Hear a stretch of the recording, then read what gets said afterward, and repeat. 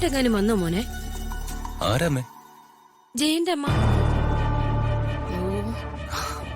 Hey, അവര് വലിഞ്ഞു കയറുമെന്ന് പേടിച്ച് ഞാൻ മുറിയുടെ വാതില് അടച്ചിട്ടിരിക്കായിരുന്നു. ഇപ്പോഴാ തുറന്ന്. പിന്നെ ഇവരത് എവിടെ പോയി? കട്ടിന്റെ അടിയിലെങ്ങാനും വന്ന് നോക്കൂ എന്റെ ദൈവമേ. അവര് വല്ല തട്ടുകടയിലും പോയി കാണും, ചിക്കനും പൊറോട്ടയും കഴിക്കാൻ. അങ്ങനെ അങ്ങ് പോവൂ? അവര് എവിടെയും പോവും. ഒരു അന്തസ്സില്ലാത്ത സ്ത്രീയല്ലേ. നിനക്ക് ഞാൻ വച്ചിട്ടുണ്ടടാ. വയസ്സായ സ്ത്രീയല്ലേ മോനെ? ഏച്ചും പേച്ചും ഇല്ലാതെ വല്ല റെയിൽവേ പാളം അങ്ങനെ മുറിച്ചു കടന്നാലോ? അപ്പൊ തന്നെ പണിക്കുറ്റം തീർന്നു കിട്ടും. പോടെ അവിടുന്ന്. എന്തായാലും ഒരു മനുഷ്യ ജന്മല്ലേ. അവരെ ഒരു അപൂർവ ജന്മ, ഏതോ ഒരു കാട്ടു ജന്മം. ഇന്ന് നിന്റെ അന്ത്യകൂതാശയാടാ എരണം കട്ടവനെ. അമ്മ ഇപ്പൊ പോ. വൈകുന്നേരം വരെ കണ്ടില്ലെങ്കിൽ നമുക്ക് പോലീസിൽ കംപ്ലൈന്റ് ചെയ്യാം.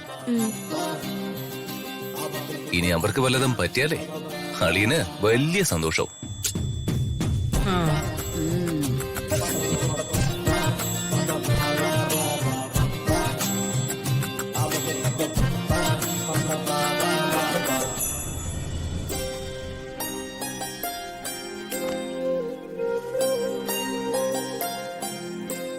മേഡത്തെ വിളിച്ച് കത്ത് കയ്യിൽ കൊടുക്കാം. ഈ വായിച്ചു കേൾപ്പിക്കാൻ ഒരു ചമ്മല്. ഇവൻ കത്ത് മേശപ്പുറത്ത് വെച്ചിട്ട് പോന്നില്ലല്ലോ. കത്ത് അവിടെ വച്ചെങ്കിലല്ലേ എനിക്ക് തിരിമറി നടത്താൻ പറ്റൂ. ഓ, എനിക്ക് ശ്വാസം മുട്ടിയത് മാത്രം വെച്ച. മേഡത്തെ വിളിക്കാം.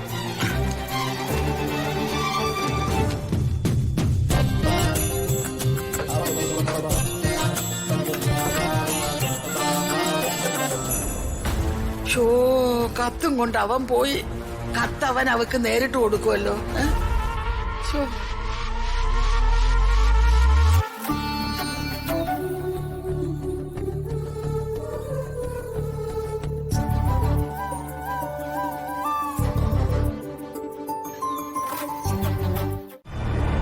പുറത്തിറങ്ങാനും പറ്റുന്നില്ലല്ലോ. ഓ, മുറിവാതുക്കലാ മാരണങ്ങളും ഉണ്ട്. എന്ത് ചെയ്യട്ടെ ദൈവമേ.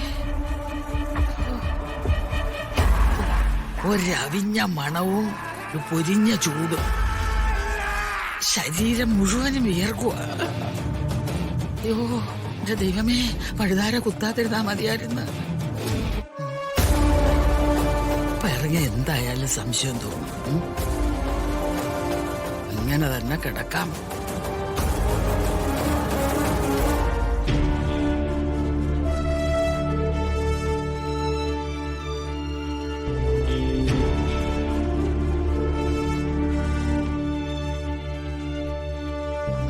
ആ കത്ത് എങ്ങനെ ഇങ്ങനെ മാറിപ്പോയത്? ആരെങ്കിലും എന്തെങ്കിലും തിരിമറി നടത്തിയോ? ദൈവമേ, എന്റെ കച്ചവടം എന്ന് തീരുമെന്നാ തോന്നുന്നത്. മിക്കവാറും യവൻ എന്നെ പാമ്പിനെ തല്ലുന്നത് പോലെ തല്ലും.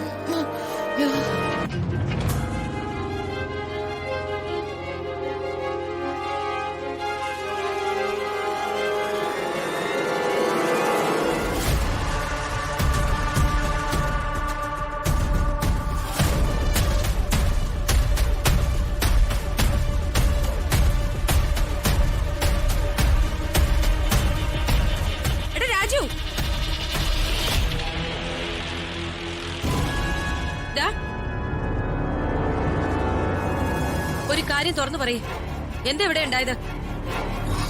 അമ്മേ, അത് ഞാൻ എന്നോടൊന്നും ഒളിക്കാൻ നോക്കണ്ട. നീ എല്ലാം എന്നോട് തുറന്നു പറയണം. മക്കൾക്ക് വേണ്ടി മാത്രം ജീവിച്ചൊരമ്മയാ ഞാൻ. എനിക്കത് കേട്ടേ പറ്റൂ.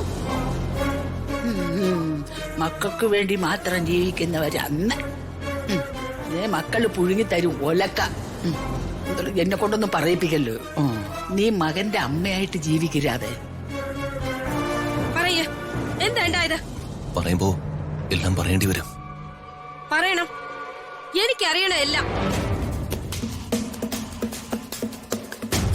ഞാൻ ആരുടെയൊക്കെ നിർബന്ധത്തിന് വഴങ്ങിയ മാഡത്തെ ഞാൻ കല്യാണം കഴിച്ചെന്നുള്ള ധാരണയാ മാഡത്തിനുണ്ടായിരുന്നത്.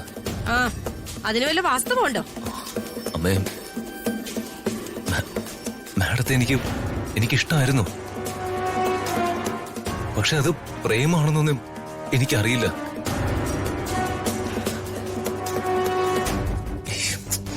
അമ്മയോട് ഞാനത് എങ്ങനെ പറയാ? പക്ഷെ മാഡത്തോട് എനിക്കിപ്പോ പ്രേമം തന്നെയാ.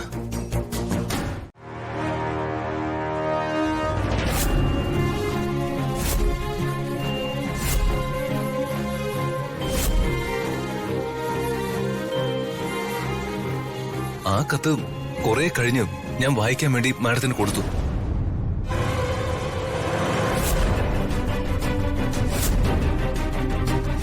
നിങ്ങൾ ഇത്ര ദുഷ്ടനായിരുന്നു രാജു.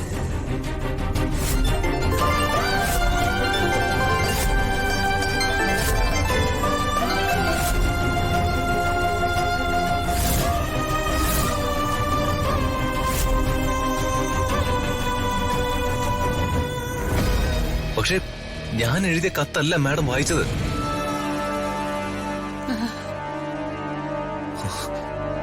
ദാ, വായിച്ച കത്ത് ദേ ഇതാ.